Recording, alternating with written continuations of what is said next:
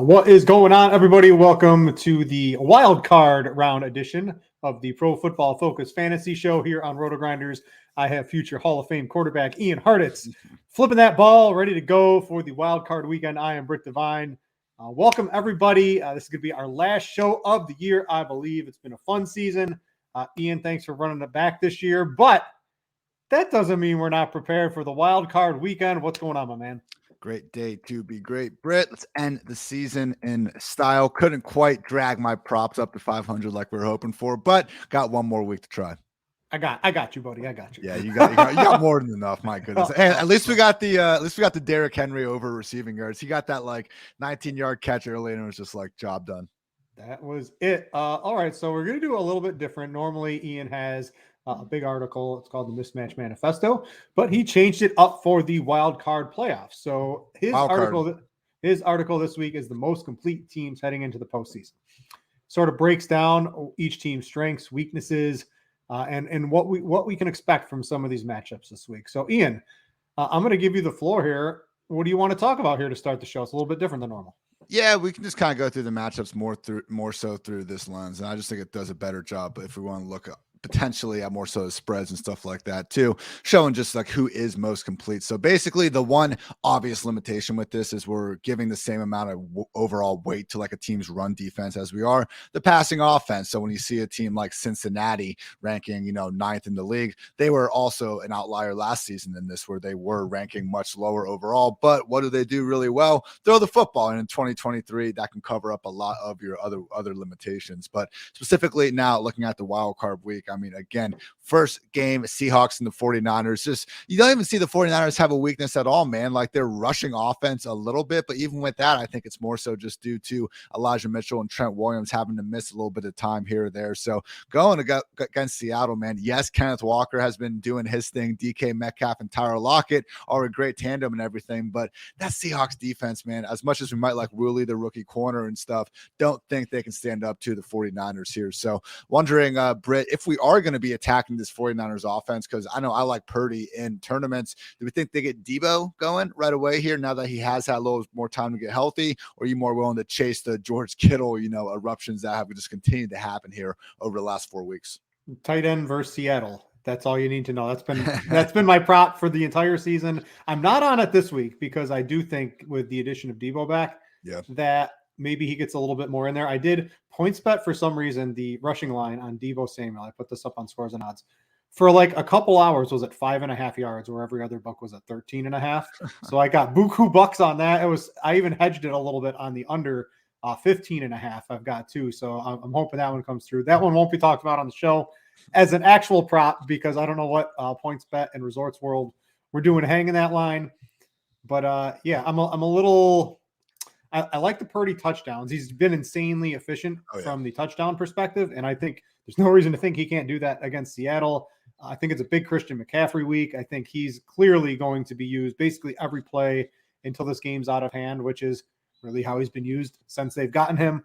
So I like him, but I don't know. I think Kittle can get there a little too high priced in DFS and not a strong take on his prop this week. He has, like, when he's been scoring all these touchdowns, I don't think he's had more than 8 targets in any of those games. I mean, that was what surprised me. He played 15 games this year, and we got the 11 touchdowns, which was good to see after so many, years where we were just screaming for regression the following season, but just only like 5.8 targets per game throughout the season. Would have thought that would have been more. Last game on Saturday, we got Chargers at the Jaguars, and when you look at what the Chargers have done best, it's throw the football, and now, unfortunately, as everyone's been bemoaning on Twitter, we are not going to have Mike Williams out there due to a fractured back that came from playing him in a meaningless week 18 contest. So I remember I was talking about this last week, Britt, basically like talking about the Chargers saying, yeah, they have nothing to play for, but seems like they're just going to kind of go out there anyway and do it. It was stupid, man, but they were just, it happened. So I would play, I get it for a drive, right? My thoughts, if I was an NFL coach in a meaningless game, I would tell my team, we're going to play you starters. If we're going to play, we're going to do 2 drives. And if we score on the first drive, we're done. Just to keep the rhythm, everything intact. I get that. But playing a half or 3/4 or the whole game, and then after 2 of your elite players get out, you're still playing all the starters, makes absolutely no sense. I don't understand. Like, it's not a fireable offense because I think he's a good coach, but that's a fireable offense almost. It's just especially rough, though, because you look at this Jaguars defense, and they have been pretty good at winning at the line of scrimmage. We saw them basically win them the division against the Titans there in Week 18 when Trevor Lawrence and company couldn't actually move the ball. Their one kind of weakness has been their ability to cover, but if the Chargers are walking into this, needing Michael Bandy and Josh Palmer and DeAndre Carter, the lesser guys, to step up, it might just be really swinging the Jaguars' way. So maybe I'm giving a little too much credence to the home teams, Britt, but I will say Jaguars and Buccaneers as home dogs, I think at a minimum both are very live, because if you're just talking about styles make fights here, I think both teams are set up pretty well to take down the other. Now at the same time, I don't think we have too much to take away from the Dolphins and Bills, as we know the things the Dolphins do really well were mostly tied to Tua, not so much Skylar Thompson. So really, I don't think he scored more than 21 points in any of his 4 extended appearances. And the Bills, I mean, have just been such a juggernaut, not only on offense but defense, second ranked scoring group on both sides of the ball, and particularly dominant. And this cool little havoc stat that, as you can see, really is shifting heavily blue towards the best teams in the league. Because on defense, man, at this day and age, it is more of a bend don't break. Like, good offenses are always going to move the ball, but the more you can create those negative plays, we've just seen the best teams in the league continually do that more than ever. The next one's a little more interesting, Britt. 4:30 on Sunday, Giants at the Vikings here. How live do you think the Giants are? They seem to be like everyone's favorite underdog and all this, but I don't want to hate on Daniel Jones. Like, we're going to talk about the guys he's throwing to. I mean, no one even liked his wide receivers before the season started. Now all those guys got hurt, or they're Kenny Galladay not doing anything out there. So, like, I didn't really expect him to do more with this, again, such a lesser group to begin with that's now injured. And I just don't even know if the defense could be able to hold up against Justin Jefferson and company. Thoughts on Giants Vikings? Well, first, what's the more egregious tweet? The RG3 tweet where you run the ball in the playoffs, or the I don't know if it was him also, that the Vikings are a real team because they win all the 1-score games. What's more egregious? I appreciate RG3's energy, but yeah, not some great looks right there. We'll see. I guess I'm definitely on the Giants. All 3 props I'm going to talk about and this are coming from this game here. So I like offensive fireworks. I don't know if either defenses will be able to stop offense, but if the Giants, they're way down here in the bottom here, but it's not like Minnesota's one of the best teams. We know they're sort of fraudulent. Minnesota only won by 3. The Giants had one of their best offensive games. I don't know. I think they're reasonably live. I'm with you on the Jaguars. We're going to butt heads a little bit when we talk about this Cowboys Buccaneers game, but I don't know. I think the Jaguars for sure are the most live underdog this week, and I would probably put the Giants second.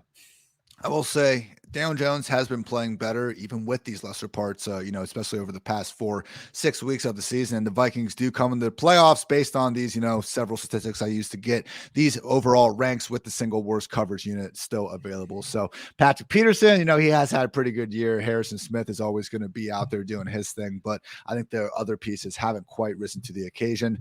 Sunday night game, Ravens at the Bengals, does look like it's going to be Tyler Huntley under center. J.K. Dobbins, they rested him, so you would like to think he's going to go out there and finally get that 20, 25 plus carry workload, because that's really been the problem. I mean, even before they chose to rest him in week 18, I mean, him and Gus Edwards, who has cleared the concussion protocol, were still being used. I mean, even if it wasn't Dobbins' favor, more 60-40 than anything. We know they're not going to really throw the ball at these guys, so it's just really tough to find a pathway to be excited about the Ravens' chance of winning, because the Bengals offense, for as much as they haven't exactly killed it against the Ravens this year, the Ravens at their core have been this pass funnel group with guys not really usually being able to throw the ball against them. So Bengals, obviously that's what they do best. So really do think that big line is warranted. But yes, Britt, then we get to the main one we're disagreeing on, Monday Night Football, Cowboys and Buccaneers. Look, these numbers say the Cowboys are better pretty much everywhere. The Buccaneers have by far the worst rushing offense in the NFL. I thought this stat was fun. 42 qualified running backs, 41st and 42nd in yards after contact per carry, Leonard Fournette and Rachaad White. Like, it is brutal out there, even past the offensive line issues. So that said, the defense has been, they've had their moments. The pass rush isn't nearly as dominant as it was in past years, but they're still fairly stout against the run. And Carlton Davis and those guys have been able to get after some good passing attacks, at least on occasion. So it just comes down to, like, can Tom Brady and I think this offense that we did finally see crack 30 points and have a good performance in week 17.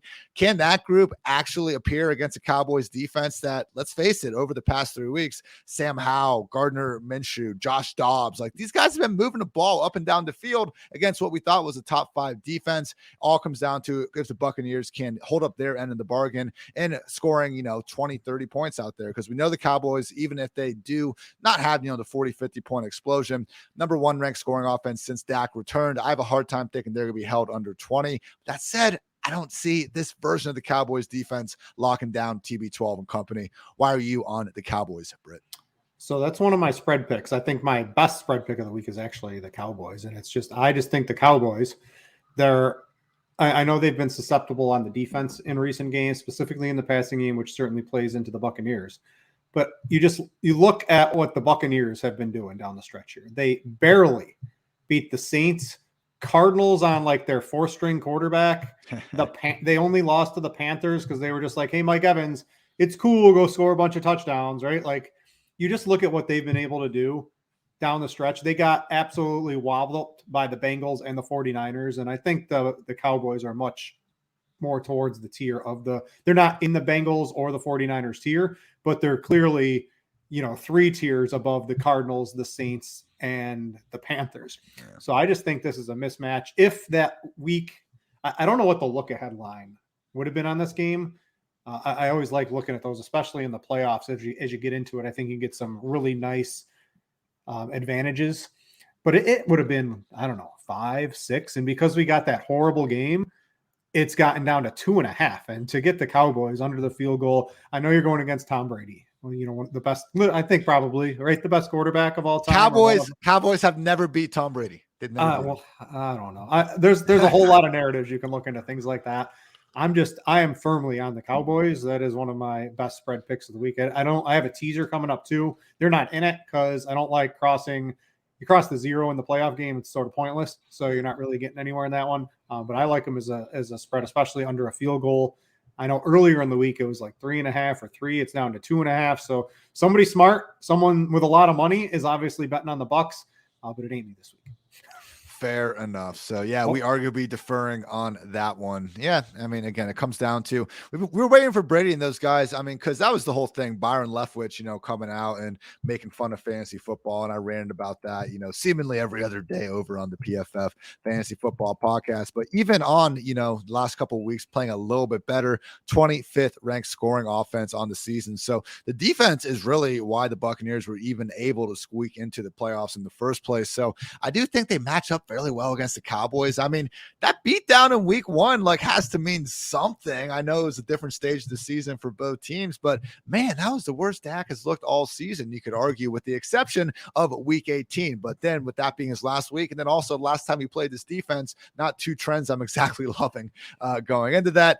But to your point, it's small sample size potentially. So yeah, I like the Bucks +3. My other spread pick is going to be the Bills -13.5, going in the opposite direction here. I know it is a steep line, but this Bills team, I don't want to call them front runners, but they do get really ahead on teams when they start beating down, an inferior opponent. They have covered that 13.5 points on 5 separate occasions throughout the season. And with 4 extended appearances, Skylar Thompson under center, Miami's only scored 17, 16, 21, most recently 11 points. So if it was just, the Dolphins offense with Tyreek and Waddle versus, an average Joe's defense, maybe they could have a better chance of keeping up in a shootout. But again, look at this chart, man. The Buffalo Bills defense is really legit at all 3 levels of the defense. And as much as losing guys like Von Miller earlier in the season definitely hurt, they have gotten a couple reinforcements like Tre'Davious White throughout. So as long as they can keep making issues for Miami at the line of scrimmage, where they haven't been great all season, I can see Buffalo running away with this one.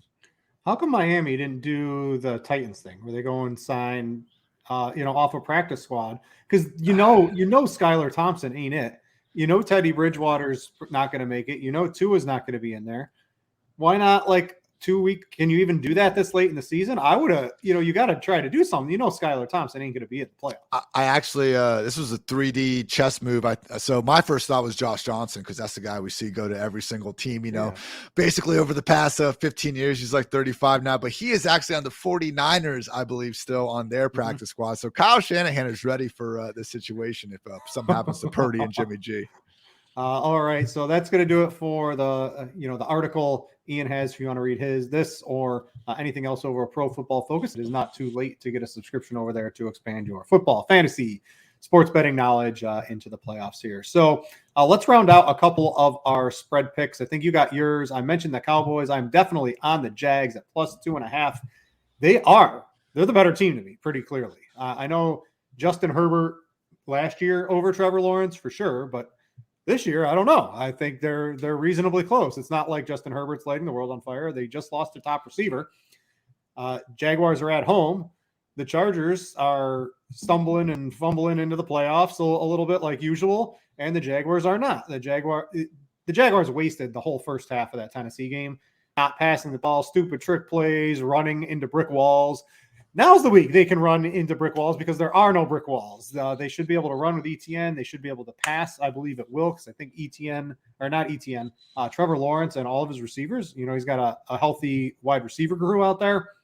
I don't know. I just think the Jags are the better team here, and we're getting them as a dog at home. It makes absolutely no sense to me. So I am all over the Jags +2.5, all over the Cowboys -2.5. I like the teasers. They've been relatively, I got hooked on the Eagles. I got them down to 6.5 last week, and they won by 6 because Jalen Hurts wasn't running the ball at all. I'm sure that'll change once he's in the playoffs next week. But I got a 3-team 7-point teaser.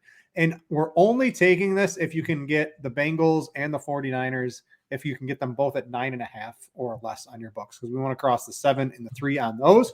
And the other one is the Jags. So all of these, basically, you get the Jags to +9.5, the Bengals and 49ers. When I looked before the show, they were at -2.5 on DraftKings using this teaser. This 3-team 7-point teaser gets you to +130 on DraftKings. So it's a plus odds bet. That's what I like. I think the 49ers win pretty easily. I think the Bengals win pretty easily. Getting them under the field goal, always nice. And I also like the Jags money line, but getting them to +9.5. Any sort of shenanigans, if they pull some stupid ass trick play again, maybe I can get bailed out getting that +9.5 or something like that. But I like that 3-team teaser as a spread bet. And I can't normally find more than 1 or 2 of these. And I've got 3 this week. It's just, I think some of these lines are a little off in the playoffs. So we'll have to duke it out. We won't have a show for the rest of this season, Ian, but we'll let each other know in the DM between the Buccaneers and the Cowboys. There we go. Hey, what about, so Jaguars would be what, +9.5 versus what about Jaguars +9.5 versus Bills -6.5? That's the only one. I hear you on 49ers and Bengals. You could definitely you could add that in, Ian. Or add it in there. All right, there we go. Make it a 4-teamer. Go for it. I'm sure I think they get you up to +200 on draft. All right. Do a 4-teamer. Let's go. All right. Let's get to some props. I'm going to start on these. I'm on a ultra hot streak. I don't know if I've lost a prop bet in like a month on this show. 29-10 to end the season. Looking to add to that. I've got 3 for you real quick. The first one has been bet up. Opened at 43. It is now 47.5 yards. We're all playing Richie James and DFS. We're all going to bet on the over on 47.5. I got that on, I don't know, it was MGM or DraftKings before the show. And this is just pretty simple. He's cleared in 3 of his last 4 games. His lone miss was 42 yards. So I'm not really holding that against him when he's basically right there. And it's the Vikings. And this comes down to rational coaching. I've talked about this on my prop shop show I did with Chief on Tuesday. But Brian Dable seems like a rational coach. And you want to pass against the Vikings. They've given up the 2nd most passing yards on the season. You don't really want to run too much against them. I'm expecting Daniel Jones. Do I expect him to have over 300? I think, what do you have, 340, something like that in their first meeting? Not expecting that, but I also don't expect him to go under his 235 prop. That's not the official one for Daniel Jones I'm going to talk about. But Richie James just looks way too good at 47.5. If you're on the prop sites like Prize Picks or any of those things, his reception prop is at 4. And you can also get his reception prop on sportsbooks at 4.5 at plus money. So go, Ian, break out the phone, go get some bets in. I can do this now. It's legal in Ohio. Yeah, this is what I do during the show. If there's something I like, go get them. But the one I'm going to do on the show is over 47.5 yards, but I also like the over 4.5 receptions at plus money. Makes absolutely no sense. Prop number 2, Justin Jefferson, 91.5 yards. I was very surprised to see this not come out at over 100. I think it's just a discount from he had the Packers game, right, where he got basically shut out. And then last week was half a game. And I think that lowered his line maybe a couple of yards, but at 91.5, absolutely ridiculous. He has cleared 91.5 if you take out those last two games in 11 of 15 games. Last game against the Giants, 16 targets, 12 catches, 133 yards. I don't know. I think there's going to be a lot of offense in this game. Justin Jefferson, too low, over 91.5. That's on MGM. The other one I'm on is TJ Hawkinson at 4.5. I thought for sure I'd be looking at 5.5 when I open up the sports books. And to get him at 4.5 seems pretty ludicrous. If you don't count last week, he's over this in 7 of his 9 games as a Viking. He had 16 targets against the Giants last time out. You don't pass. You don't run on the Giants. You don't run if you're the Vikings. They've had the 6th fewest yards per game on the ground, but they pass the 3rd most passing attempts per game in the league. And all those are it's a TJ Hawkinson, Justin Jefferson offense right now. They know they can't run. This is the playoffs. Now, I guess I need to ask you this. Does this count as a primetime game? It's like it's not at night, but it's the playoffs, and you're the only game on. No, because he completed the biggest comeback in NFL history in a standalone game at 1 p.m. So no, Kirk's good. This is fun. So this is not a primetime game, even though it's a playoffs. Where that's going to be good. Hey, and by the way, you didn't even mention your Jaguars bet. This was a crazy stat. I forget who tweeted it out, but Trevor Lawrence has never in high school, college, or the NFL lost on Saturday night. Oh, yeah. This is when he likes to play. So that's never in high school. He probably never lost in high school. How many times did he play? Well, how many times did he play on Saturday night in high school? It's probably like freaking 10 total games. But whatever. Those are the 3 props I'm on. I love those. And you can add in those Richie James alt reception props. I like those at plus money. So let's go 3-0, close out the season. That would put me at 32-10 if all those hit. 29-10 on the season. So like all of those props. You've got a couple. I'm eyeing your second one you got here. Let's talk Travis Etienne here first, because I like him completely in this game. Rushing yards, you're mentioning it from the receiving angle. I think I'm going to put that in right now.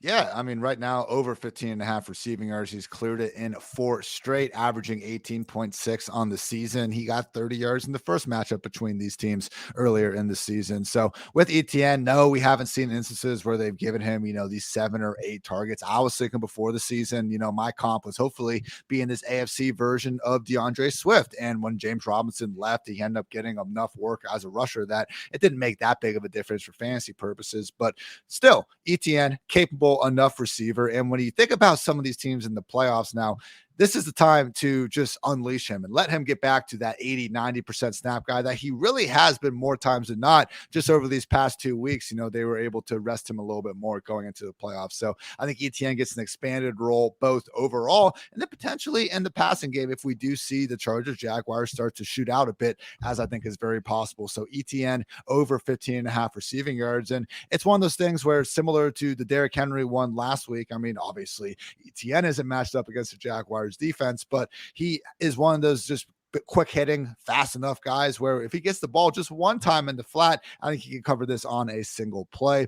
Also, I am a fan of Tyler Boyd over 33.5 receiving yards. Talked earlier about this Ravens defense being so stout against the run, especially once they were able to add Roquan Smith to the equation. But Marlon Humphrey in that secondary, they played well in the first 2 matchups against the Bengals, but overall on the season, they really have not been able to slow down good passing attacks. So just 33.5 receiving yards for Tyler Boyd. And for a life of me, I just don't know why it's this low. I think you could add 10 to this and it'd still be a reasonable enough bet. He's cleared 33.5 in 10 of 16 games, averages 47.6 receiving yards per game on the season. And again, I think it's a good matchup against the Ravens defense that stops the run. And guess what? The Bengals have been terrible at running. So if there is ever a time for Zach Taylor, who, let's give him some credit here, last 2 seasons, once he's had Chase and Burrow and everyone, things have been going much better for the Bengals, and Taylor obviously attached to that. And in this one, basically play to your strength, because that's playing straight in the Ravens' weakness. Tyler Boyd over 33.5.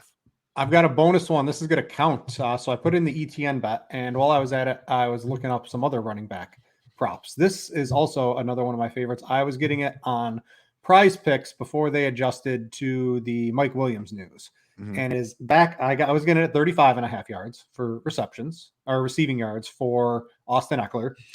It is back up on DraftKings at 37.5 at -115. And without Mike Williams, I don't know if it's like every time, but his performances have been reasonably high.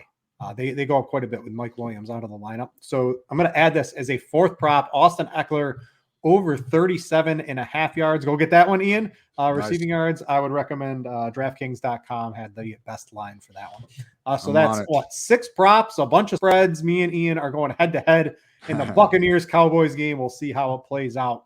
I want to move now to some DFS talk. Let's focus. We're going to focus on the 6-game all game slate that DraftKings is hosting this week. So you can, pick and choose other slates based off of some of our analysis if you want to. But I'm playing the 6-game slate. I like more games, more better. That's how I like to play my NFL DFS. Pretty much all DFS, although basketball can get a little crazy on the big slates with too much injury news. So let's talk about quarterback first. And I think there's still people playing plenty of cash games and also tournaments. It's really cash games to me is pretty simple. It's Josh Allen if you have money. It's Daniel Jones if you don't.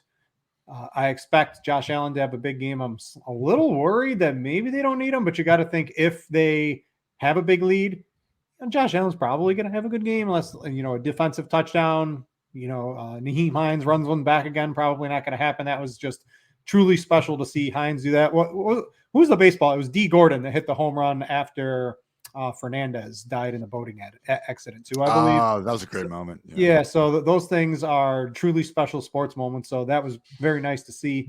But where are you coming at from the quarterback position? I've mentioned multiple times I'm all over offense in the Giants-Vikings game and to get the rushing and what I expect a much better passing performance from Daniel Jones, sort of like the first game these two played.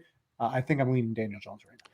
I'm also leaning Daniel Jones. Richie James is obviously a cash game lock at wide receiver, so that stack just sets up very nicely. And, we've seen Stephon Diggs sometimes in these games recently, and also you look at a couple of the playoff games over the years, not exactly get those, 12, 15 target explosions. I know he's more than capable of getting those as well, but I just, when it's Stephon Diggs versus Justin Jefferson at the top, I'm very fine going with Justin Jefferson and then a Keenan Allen potentially with Mike Williams out of the picture. So for me, it's one of those things where I don't really see myself wanting to force Stephon Diggs in the lineup, which makes it less willing to stack him with Josh Allen. And then also Jeff Wilson really setting up as someone that we're going to want to, just eat the chalk and cash, and for good reason, being just 5.4K with Raheem Mostert seemingly out of the picture, then okay, I get it. But then that's a running back on the other side of the ball. So smaller slates, I know it's not a complete, 10-11 main slate like usual, 10-11 team or just game, I should say, main slate like usual. So we, might be able to break a couple of those rules, but I just think Daniel Jones fits in much more nicely. I really want to pay up at wide receiver and even to get McCaffrey at running back. So I'm with you on Daniel Jones and GPP. I know you like Dak. I'll let you talk about him in a second, but the only other guy I would say is Brock Purdy, because McCaffrey setting up as someone that everyone's trying to get up to. And guess what? You can even stack Purdy with McCaffrey given how good he is as a receiver, but more lineups than not, I think going with Purdy and some of these potentially more so ignored receivers like an Ayuk, like a Debo, like a Kittle. Specifically, I would probably lean more towards Kittle again against that Seahawks pass D, and then one of the wide receivers. But Purdy, multiple touchdowns every single one of his extended appearances this year. Cowboys and 49ers offenses, the two I'm most willing to target in GPPs. You mentioned I like Dak. I like the Cowboys. I think the big key, Dak, CeeDee Lamb, Dalton Schultz. I'm hoping you get some positive regression from the touchdowns in the passing game. They've all been going to Zeke. I'm really hoping Kellen Moore focuses on the passing game in this one, because if he does, he did that week one, not this year, but last year. He threw the ball like 60 times. I'm hoping there's a repeat of that, because I think this Cowboys offense could really shine. And on the flip side, I know you like the Buccaneers. I'm going to add in Tom Brady with Godwin and Evans, because I do agree with you that their defense has been pretty shaky in the back end, and they're not going to win this game running the football. I think this could be both quarterbacks could throw the ball 50 times if this game gets going. The Cowboys pass rush is unreal. Like we all know that, but Brady gets rid of the ball faster than pretty much any quarterback out there and can somehow maintain, the high average target depth downfield. So yeah, man, I mean, if there is going to be a game that's going to shoot out other than Chargers, Jaguars, I do think Cowboys, Buccaneers probably has the best chance on both sides. Yeah, Dak and Brady, both, they're the third and fourth lowest owned quarterbacks from our projections up at RotoGrinders right now. So out of all those, Trevor Lawrence, Cousins, Herbert, Burrow, Allen, Daniel Jones, only Purdy and Geno Smith. And I know you like Purdy, but I'm not playing Geno Smith. So and Purdy has been very efficient. I don't know if he has the ultra ceiling. I think he can certainly get there, especially if McCaffrey and, I don't know, the San Francisco offense is so good. Yeah. But Dak and Tom Brady are the GPP plays for me. Let's go to running back. So running back for me. So I guess here's how I'm looking at the slate from more of a cash game perspective is you've got Daniel Jones, a quarterback, and the receivers. So now we have Justin Jefferson. I think we're all going to want to play him. Keenan Allen has ascended towards someone I'm looking to play now because without Mike Williams, should get, if he doesn't get double-digit targets, I would be extremely surprised. And if he doesn't approach double-digit receptions, I'd honestly also be surprised. So we have those. We have, one or two cost savers at the wide receiver position. Richie. You got Richie James. So running back to me is I'm sort of filling in last with players that I'm okay with. And I understand wanting to get into McCaffrey. I think McCaffrey for sure is going to be playing 95% of the snaps while this game's in contention. There's no reason you trade for Christian McCaffrey and you don't use him in the playoffs. Even if you have Elijah Mitchell, who I think is a decent running back, you're playing Christian McCaffrey.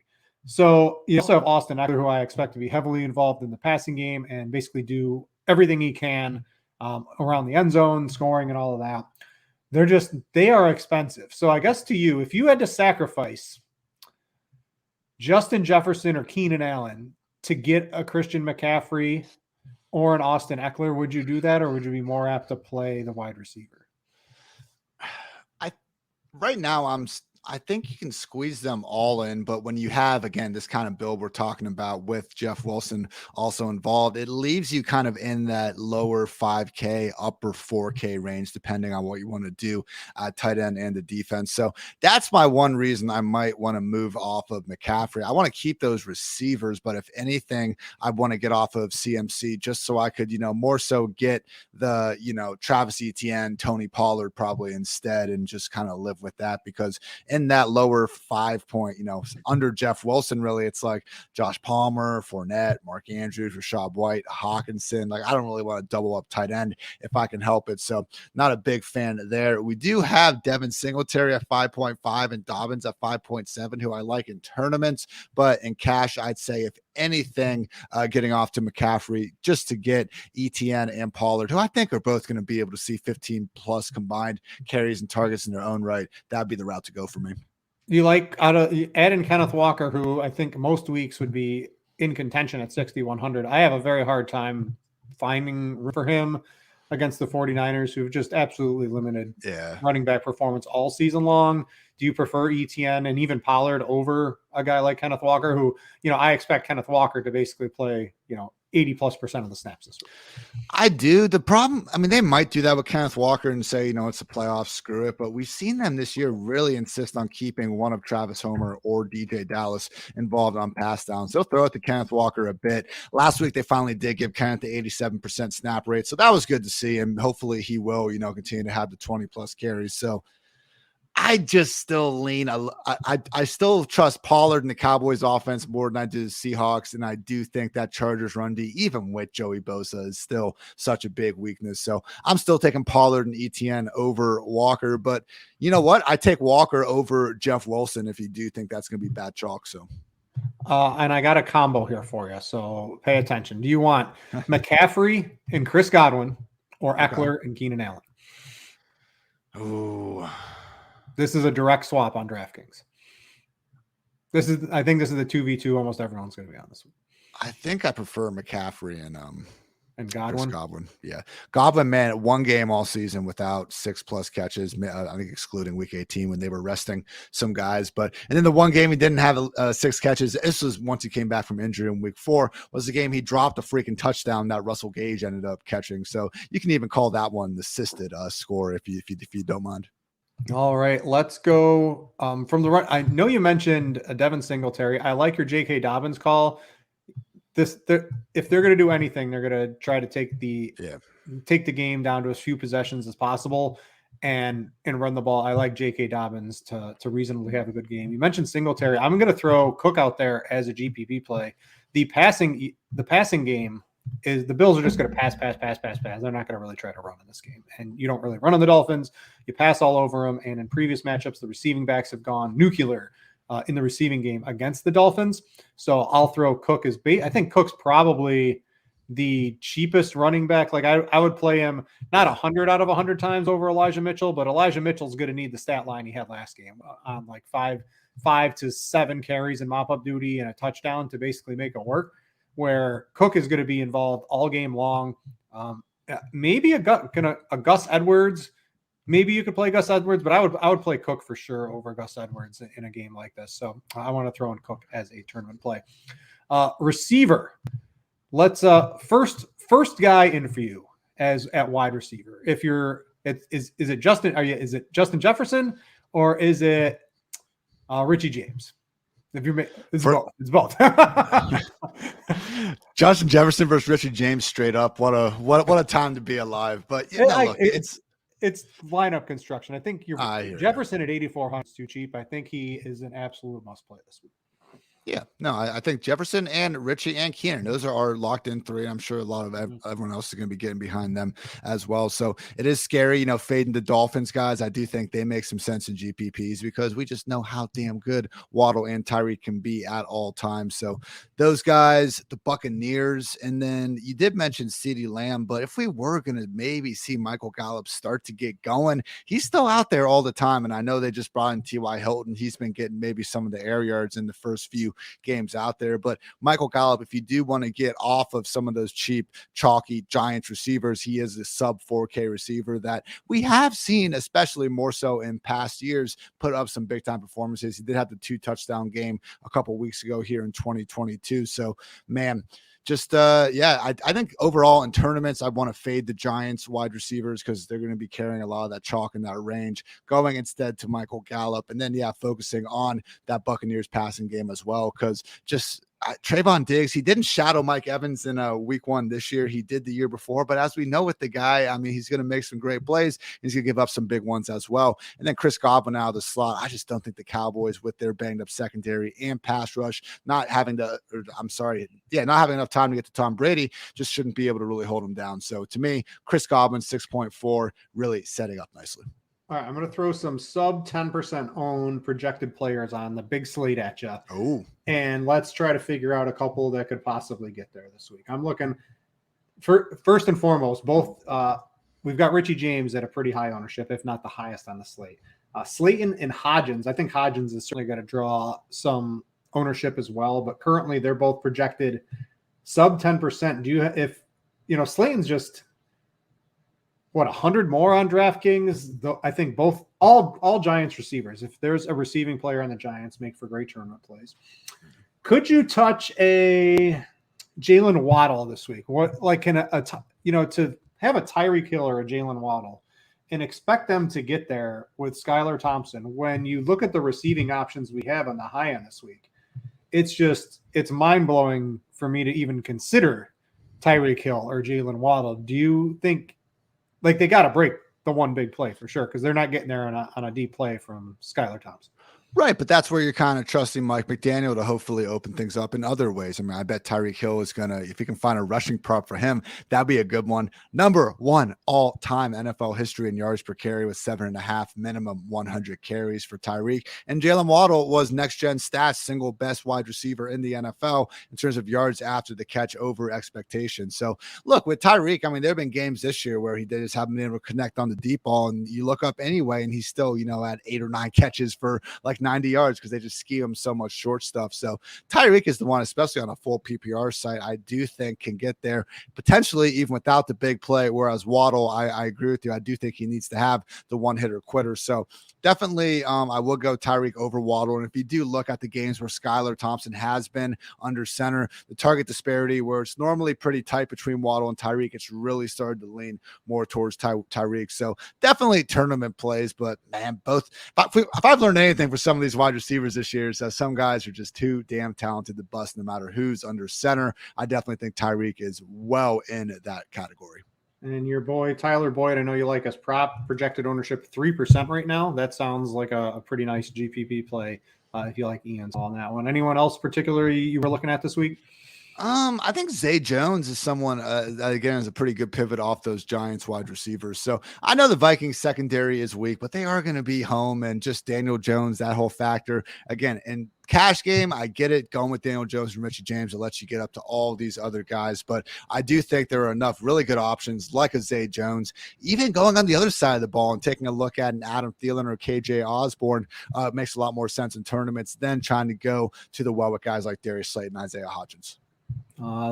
Ravens just ruled out Lamar Jackson and Tylan Wallace. So we are in a desperate situation for Ravens fans. J.K. Dobbins over under 22 rushing attempts this game.